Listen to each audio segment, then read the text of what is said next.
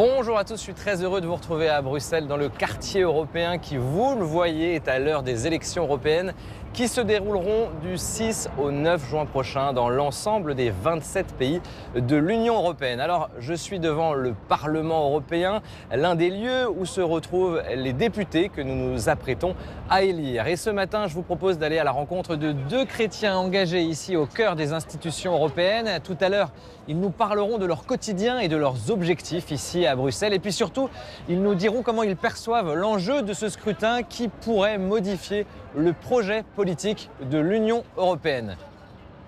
Nous allons les retrouver dans quelques instants dans un lieu étonnant, la Chapelle pour l'Europe. Mais d'abord, l'éditorial d'Éric Payet. Il fallait être un peu perché pour se lancer au lendemain de la guerre dans la construction européenne. Sur les ruines d'un continent dévasté physiquement et moralement, il fallait au père de l'Europe un repère plus fort que la colère et le ressentiment, et cela a souvent été leur foi chrétienne. Mais 75 ans plus tard, qu'en est-il ? Aujourd'hui, le jour du Seigneur ouvre le dossier de la voix des chrétiens dans les institutions européennes. Technocratie, réglementation obscure, gouvernance floue, l'Europe est souvent pour le grand public une force menaçante. Les populistes ont su à travers le continent exploiter les faiblesses ou les erreurs de cette institution complexe pour en faire l'ennemi numéro 1 du bon citoyen. Et c'est étonnant de voir comme on oublie vite que l'Europe nous a permis il y a peu de temps de tous nous vacciner contre un certain Covid, qu'elle a permis à des milliers d'étudiants de se construire un cursus à l'échelle d'un continent, aux entreprises de commercer dans un espace unique avec une réglementation commune. Quand notre voisine l'Ukraine nous supplie de l'accepter, entendons-nous la chance que nous avons de promouvoir encore des valeurs menacées comme la démocratie, les droits de l'homme, la justice sociale et la paix. Mais l'on sent aujourd'hui le vent du repli identitaire, repli sécuritaire, repli humanitaire. Il y a encore des chrétiens qui veulent faire comprendre que l'Europe, sans ses idéaux d'ouverture et d'exemplarité, se prive du carburant qui la tire vers le haut. Mais comment se faire entendre ? C'est notre dossier du jour. Nous allons tout de suite en parler avec mes invités dans cette très belle chapelle pour l'Europe, lieu de célébration et de rencontre, lieu œcuménique. Bonjour à vous, Josiane Gauthier. Bonjour. Merci d'être avec nous. Vous êtes la secrétaire générale du CITSE, Coopération internationale pour le développement et la solidarité, basée ici à Bruxelles. En quelques mots, c'est un peu l'équivalent de notre CCFD à l'international ? Alors, CCFD, en France, c'est notre membre. On est une coupole, on est un réseau de 18 organisations catholiques de justice sociale. On a aussi un membre francophone belge, c'est Entraide et Fraternité. On a des membres en Europe et en Amérique latine. Et vous luttez contre les inégalités nord-sud. Tout à fait. Et en fait, on fait un plaidoyer politique vers des institutions, que ce soit politique ou même des fois à l'intérieur de l'Église. Et on travaille vraiment pour une plus grande justice sociale et écologique. On va en parler tout de suite avec vous également. Benoît Wilmars, merci d'être avec nous. Vous êtes jésuite, responsable des affaires européennes au Centre jésuite européen, ici à Bruxelles. Quel est le but de cette structure ?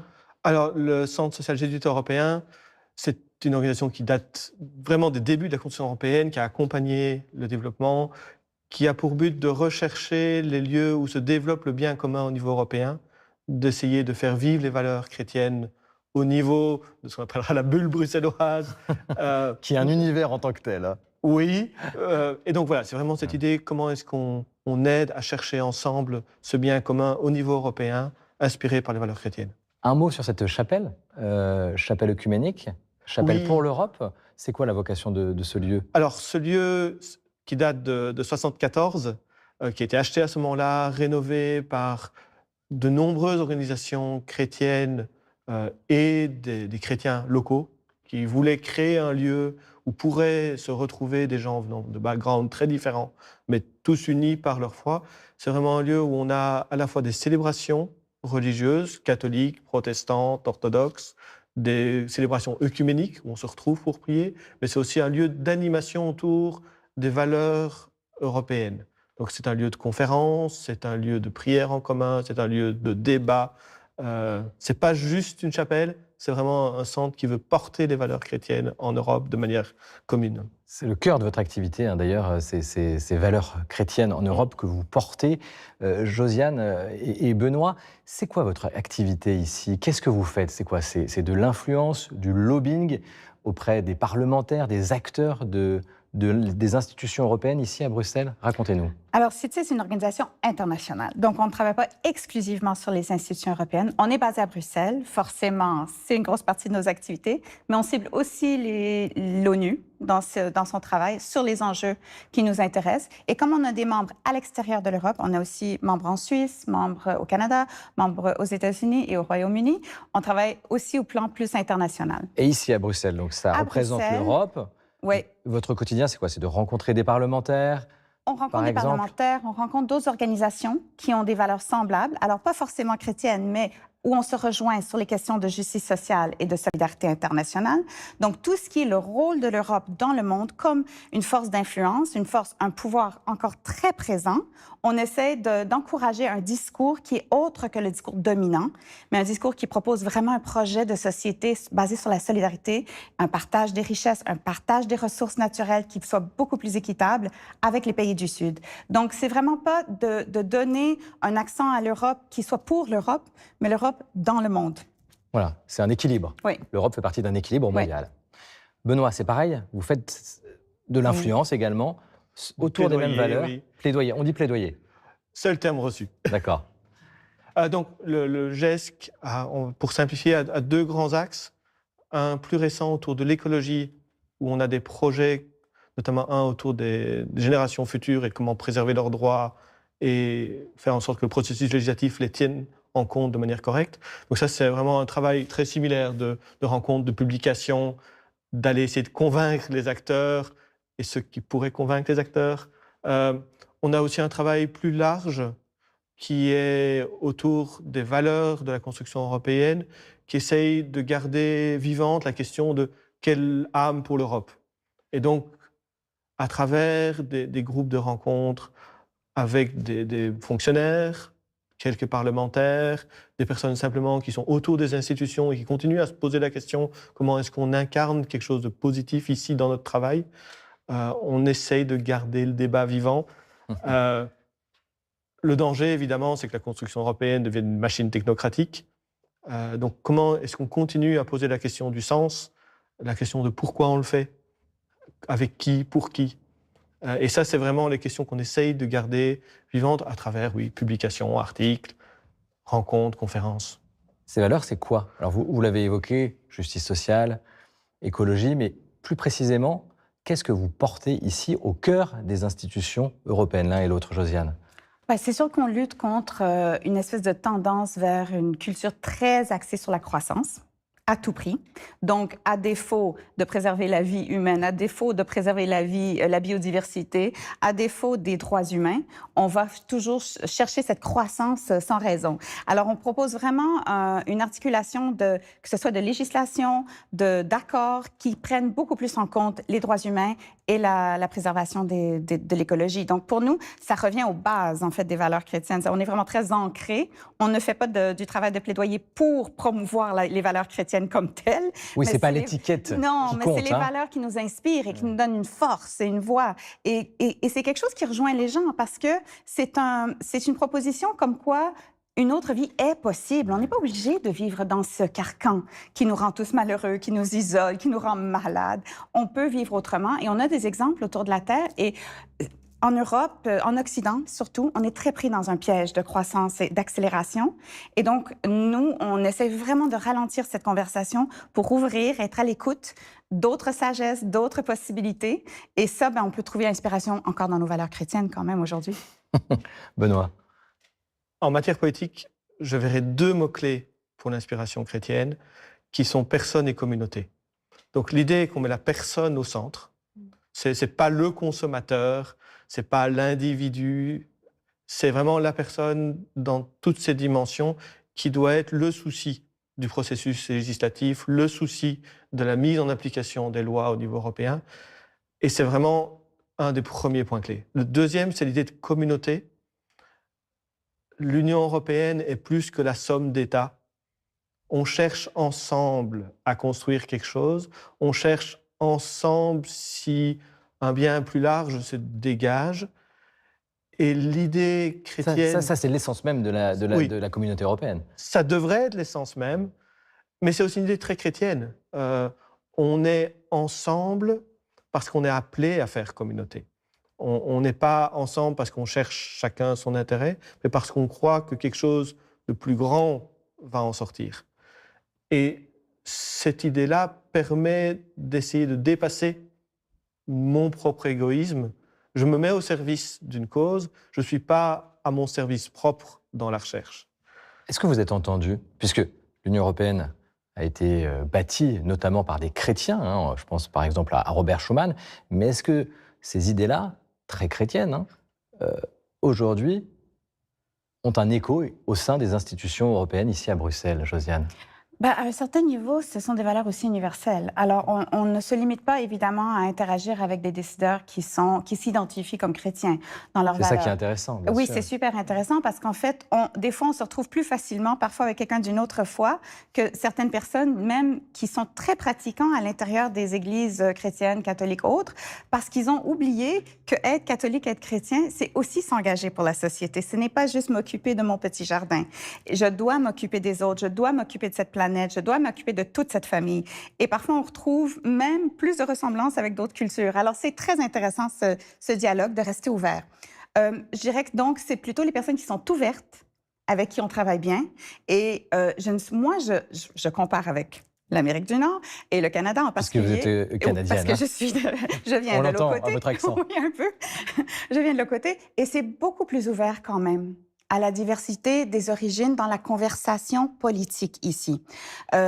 Et donc, ça m'a surpris en arrivant, qu'on ne nous arrêtait pas dès l'entrée parce qu'on était chrétien. Déjà, ça, c'est intéressant. Rapidement, Benoît, vous êt entendu? Vous avez ce sentiment-là? Alors, d'abord, je crois que foncièrement, la manière dont ça fonctionne en Europe, il y a encore les intuitions clés qui sont là. Ouais. Ce n'est pas pour rien que ce soit le Parlement européen et la Commission qui se soient saisis de la question de l'intelligence artificielle assez rapidement et qui ait pu sortir un des premiers textes où la question de la balance entre les intérêts des personnes et les intérêts économiques ou de progrès a vraiment pu être posée. Et le Parlement reste un espace où ce débat-là est possible et où il y a des chrétiens qui continuent à porter cette question-là. Et oui, il y a encore des hauts fonctionnaires qui ont une âme et qui se posent des questions.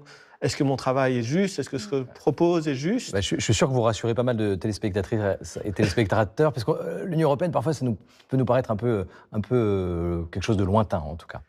Je vous propose tout de suite d'aller à la rencontre d'une jeune européenne, Laure, qui est française et qui croit à ce projet européen et surtout à la citoyenneté européenne. Regardez, puis on en parle juste après.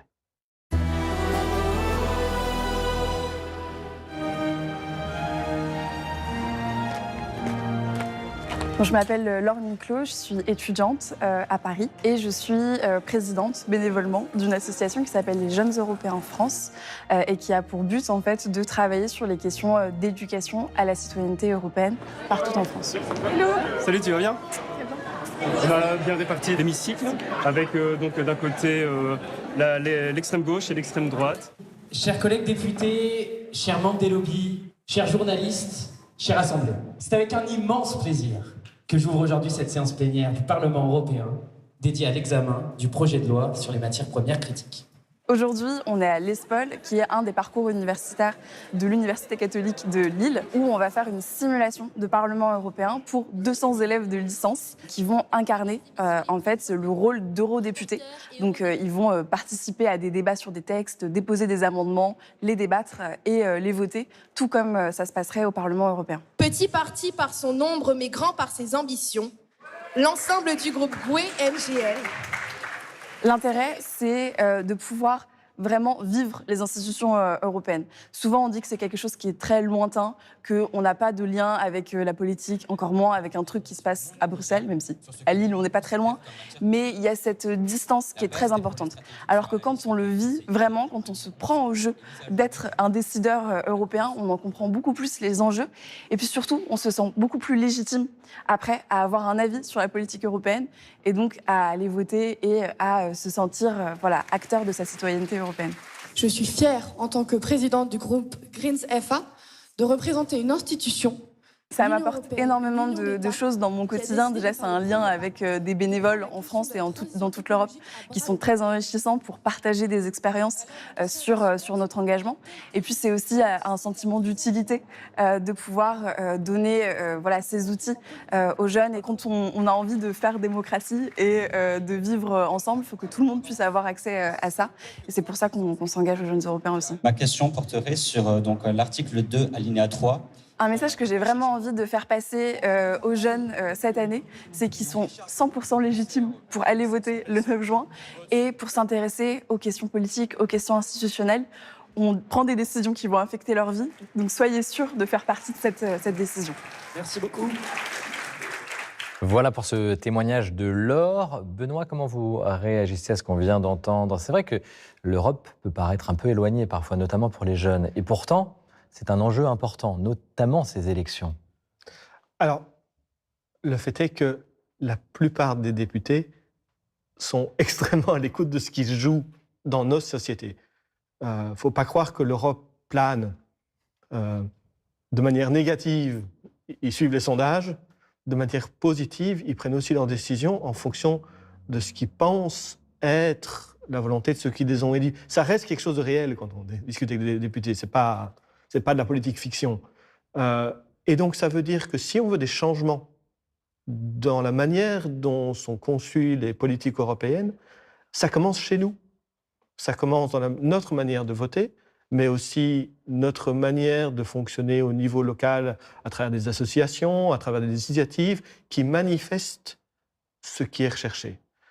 Quand on a le mouvement aujourd'hui au Parlement qui se pose des questions sur à quel point il faut être rapide sur le changement climatique, c'est parce qu'ils sentent que c'est peut-être plus aussi porté au niveau local ou moins présent, et du coup, ils ne vont pas suivre. Les politiques sont beaucoup plus suiveurs. Ça, c'est très important. Ouais. D'où l'important de donner son avis. Oui. Un chiffre sur la participation à ces élections européennes, Josiane, on est quand même à plus de 50%, 8 points de plus qu'en 2014. C'est important quand même. La participation est très importante parce qu'il faut un engagement. Si on n'est pas dans la conversation, on ne peut pas tenir compte de nos idées. Donc, il faut absolument être dans la pièce. Et pour ça, il faut participer. Et le Parlement est la seule institution élue dans l'Union européenne. Hein. Et c'est un très bel exemple parce qu'on ne voit pas ça ailleurs sur Terre. Un exemple comme celui-là, vraiment, qui représente autant de différentes voix, autant de différentes personnes, que les jeunes aient leur voix au chapitre. Ça, c'est extraordinaire et c'est un bel exemple. C'est quelque chose de très précieux qu'il faut défendre et protéger. Mais ça veut dire aussi, comme disait Benoît, qu'il faut vraiment s'impliquer au plan local et national et pas laisser le travail se faire à Bruxelles, justement. Parce qu'après, on a l'excuse que c'est loin de nous et que c'est dissocié de notre quotidien. C'est pas ce qui se passe. Et voilà. L'enjeu de ces élections, d'un point de vue politique, on voit qu'il y a une montée des populismes en tout genre, en Europe, en France, mais pas que, un peu de partout. C'est quoi pour vous l'enjeu de ce scrutin en tant que chrétien, l'un et l'autre? Josiane, peut-être. C'est de se dissocier vraiment de sa responsabilité vis-à-vis des autres êtres humains et de la création. C'est gros quand même comme enjeu parce qu'on devient tellement individualiste, on devient tellement centré sur soi. Et ce qu'il ne faut pas oublier, c'est qu'il y a les élections européennes, mais c'est la moitié de la Terre qui vote cette année. Il y a des élections partout sur la Terre. Ça veut dire, c'est majeur comme mouvement tectonique par rapport à la politique, par rapport à l'engagement, par rapport à la fragilité de la démocratie et des enjeux sociaux. Donc, on a beaucoup de pouvoir en Europe, qu'on prenne les bonnes décisions ici, puis ça peut peut-être apporter un vent d'espoir et de force à d'autres élections. Avec des centaines de millions d'électeurs en Europe quand même, en 3 jours. C'est pas rien, hein, Benoît? Non, près de 400 millions. Je pense que l'enjeu majeur, c'est le choix entre repli et nostalgie, ou poser des choix parce qu'on pense qu'ils vont aider à construire quelque chose. Donc, pour moi, vraiment, le critère de discernement pour ces élections-ci, c'est dans les programmes qui me sont proposés, dans les discours qui me sont proposés, qui me présentent une vision d'un futur qu'on bâtit en commun. Et forcément, si on bâtit en commun, on va aussi bâtir avec des gens qui ne sont pas comme moi. Parce qu'on sait bien que l'agriculture européenne, elle ne va pas se résoudre au niveau de chaque État. La crise, avec la guerre en Ukraine, on a de nouveau besoin d'unité. la crise migratoire que certains agitent avec force, c'est de nouveau quelque chose où chaque État ne va pas commencer à construire ses murailles. Donc, quelles sont les personnes qui m'offrent une vision d'un avenir bâti en commun et où on se pose vraiment la question de « OK, il y a une crise climatique face à nous, comment est-ce qu'on va ensemble s'y atteler et pas simplement comment est-ce que je préserve un maximum de confort pour moi ?» Est-ce qu'on pourrait se retrouver après ces élections avec un Parlement composé en majorité par des députés qui ne sont à l'origine pas pro-européens? Est-ce que c'est un risque qu'on peut avoir, Josiane? Je pense que Benoît a envie de répondre, mais je pense que c'est un risque qu'on surveille, évidemment. On espère qu'il y a un certain rééquilibrage qui peut se faire. Évidemment, il y a un grand risque que dans les pays, dans les nations membres, évidemment, il y ait vraiment certains partis qui ne sont pas pro-Europe, qui soient dominants. Après, ce qu'on espère, c'est que les institutions sachent trouver un équilibre et qu'on ne soit pas complètement dans un scénario contraire à aujourd'hui, évidemment. Est-ce que le projet européen risque d'évoluer en fonction de ce vote-là? Alors, en même temps, il faut raison garder. Les partis traditionnellement pro-européens vont garder une très large majorité, de l'ordre presque des 2/3. La question, c'est qu'effectivement, il y a un déplacement du discours parce que le centre de gravité se déplace vers la droite et que du coup, les partis cherchent à couper l'herbe sous le pied aux partis populistes et du coup, en adoptant des politiques qui ressemblent à celles qui sont préconisées par leur aile droite. Ouais. Donc, le danger pour la construction européenne, c'est de voir ce glissement vers une logique de protection, parce que c'est ça qui est diagnostiqué comme la montée du populisme. Les gens ne savent plus à qui se fier, donc il y a un sauveur qui se présente, ils vont vers lui. Un classique. Mais c'est pas là qu'est la réponse. La question, c'est quelle vision on offre pour le futur.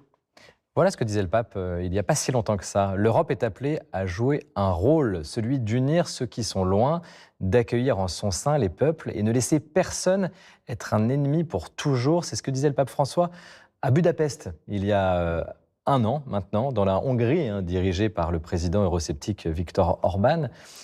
Comment vous décryptez ce message? Qu'est-ce qu'il nous dit le pape là, pour peut-être conclure cette émission, Josiane? Je pense que le pape nous rappelle qu'on a un privilège et on vit bien en Europe, mais que ce privilège, que ce luxe qu'on vit, c'est pas une question de mérite. Il y a une question de chance, mais il y a une question aussi de nos relations du passé et qu'on a une certaine responsabilité envers les autres continents aussi. Et donc l'Europe doit tenir sa tête haute pour préserver un certain nombre de valeurs de justice, parce que tout peut suivre si l'Europe ne se tient pas droite aussi. Et donc ça ne veut pas dire protéger l'Europe du monde. Ça veut dire que l'Europe doit revenir partie prenante et leader dans un monde, mais un leader de justice, un leader d'accueil. La perspective change tout, évidemment. Complètement, exactement. Et donc, c'est vraiment une ouverture vers le reste de la planète en tant qu'Europe et non un repli, une autoprotection, parce que comme ça, on perd tous. Benoît. Pour moi, la phrase clé dans ce que vous disiez, c'est vraiment « personne n'a un ennemi pour toujours ». On est appelé... Mais ça, c'est important aujourd'hui. Hein. C'est très important aujourd'hui. Mais ça vaut aussi bien en interne, ne pas se voir en compétiteur permanent, la guerre de tous pour tous, et même au niveau des petits avantages comme des grands, mais aussi à l'extérieur. Si on a effectivement à défendre l'Europe, c'est pour ce qu'elle apporte de positif et parce qu'on espère qu'elle continue à faire tache d'huile. Et d'ailleurs, c'est très marquant que d'une certaine façon, au moment où on se pose des questions sur la validité du projet européen en interne, les Ukrainiens ne rêvent que d'intégrer, les Moldaves ne rêvent que d'intégrer l'Union. Il y a cette force d'attraction de la normalité démocratique que nous vivons, d'une société où on est libre de dire ce qu'on veut, où on est libre de poser des choix, où les règles du jeu sont claires, où il y a encore une attention à la politique sociale, à une politique économique qui essaye encore d'intégrer la plupart de la société. Et ce n'est pas le cas de partout. Non, on va se réjouir en tout cas de l'Europe qu'on a, et il reste encore beaucoup de choses à construire et à espérer en Europe. Merci à tous les deux. Merci il à est vous. temps de Merci. passer à la culture ici à Bruxelles, puisque Constance de Bonaventure est avec nous. Bonjour Constance. Bonjour David, C'est une joie de vous retrouver à Bruxelles. joie partagée. On commence avec un écrivain italien amoureux de l'Europe qu'il a parcouru tout au long de sa carrière de reporter et d'écrivain voyageur. Voilà, c'est Paolo Rumiz qui vient de sortir Chant pour Europe. C'est une épopée qui nous raconte les mythes et les tragédies de l'Europe au passé, mais aussi au futur. Alors l'histoire se déroule au XXIe siècle. 4 argonautes voyagent à bord de leur navire et lors d'une escale au Liban, ils font monter à bord, ils accueillent à bord Europa, qui est une jeune réfugiée syrienne et qui va petit à petit devenir l'héroïne de cette fable. Le navire sillonne ensuite la Méditerranée et raconte ainsi ce qu'est devenu notre continent, cette ancienne terre d'accueil qui a bien changé, déplore l'auteur. Alors Chant pour Europe, c'est vraiment une fable, c'est cette quête de cette Europe perdue, un récit qui est vraiment très poétique, je le redis, qui est écrit à la manière d'une fable, et à travers ce voyage en Méditerranée, on est à Chypre, à Lesbos, à Smyrne, Paolo Rumiz, l'auteur, sonde l'âme de notre continent. Ce journaliste italien, vous l'avez dit, écrivain, voyageur, ce fils de l'Europe, nous livre ici en fait un véritable texte militant, une ode à l'accueil. Europe, c'est le rêve de ceux qui ne l'ont pas, écrit-il. Je trouve que cette phrase est très belle. Chant pour Europe, donc de Paolo Rumiz, c'est publié chez Artaud. Je vous signale également le livre précédent de Paolo Rumiz que j'ai découvert aussi, et qui s'appelle Le fil sans fin et qui en fait est un tour des monastères bénédictins. Donc n'hésitez pas à découvrir, si vous ne connaissez pas, l'œuvre de cet auteur. Une exposition maintenant, Constance, qui célèbre les 150 ans de l'impressionnisme. Ça se passe pas très loin de la Belgique, dans les Hauts-de-France. Oui, exactement. Et à l'occasion du 150e anniversaire justement de l'impressionnisme, le musée d'Orsay a prêté de nombreuses toiles à plusieurs musées, donc à Lille, Roubaix, Tourcoing, Amiens, Douai. Et l'exposition la plus importante se passe au MUBA Eugène Leroy, qui est à Tourcoing. Peindre la nature, ça rassemble 58 œuvres du musée d'Orsay, que des chefs-d'œuvre de l'impressionnisme. Alors comment est né ce mouvement? Quelle est la spécificité du regard de ces peintres sur les paysages de l'époque? Quels étaient aussi les motifs de prédilection des impressionnismes? Il y avait les bords de Seine, l'activité fluviale, les campagnes d'Île-de-France ou encore les jardins. Et puis il y a aussi beaucoup de toiles sur des paysages purs. C'est vraiment du régal, cette exposition. Et à la fin, on découvre un chef-d'œuvre tardif de Claude Monet, le Saule pleureur. On est vraiment très très loin des nymphéas qu'on connaît. C'est un Monet libéré des conventions qui invente ici une peinture d'un genre nouveau. Alors peindre la nature, c'est donc une expo qui a lieu en ce moment au MUBA Eugène Leroy à Tourcoing. C'est jusqu'au 24 juin prochain. Et renseignez-vous également un petit peu partout dans la région Hauts-de-France, puisqu'il y a beaucoup d'expositions à voir jusqu'au début de l'été. Allez, on repasse la frontière, on revient en Belgique, pas très loin d'ici, pas très loin de Bruxelles, dans le Brabant wallon, à Bousval, où nous allons célébrer la messe dans quelques instants, Constance. Oui, exactement, à Bousval, qui se trouve dans la ville de Genappe. L'église Saint-Barthélemy, d'origine romane, a été construite au XVIIIe siècle dans un style classique. Elle a un magnifique clocher en briques et un très élégant portail du XVIIIe surmonté d'un fronton. L'intérieur, de style néoclassique, est très lumineux et majestueux. Les couleurs sont vives. Et regardez dans la voûte de l'abside ce motif en stuc baroque qui représente l'œil de la Providence entouré de nuages et d'angelots. L'église abrite un très beau mobilier et je vous propose de vous arrêter sur cette chaire en chêne du 19e de style néo-baroque et de forme polygonale. Sa cuve est décorée de panneaux sculptés représentant des pères de l'église.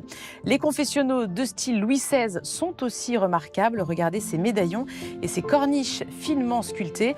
Et on se quitte sur les images de ces vitraux contemporains réalisés en 2016 par 2 artistes belges. Leur magnifique ton pastel illumine l'édifice. Merci Constance pour cette belle visite. Merci David. Il est donc l'heure de célébrer la messe dans cette belle église de Bousval, dans le Brabant wallon. Merci à la RTBF pour ce direct. À tout à l'heure.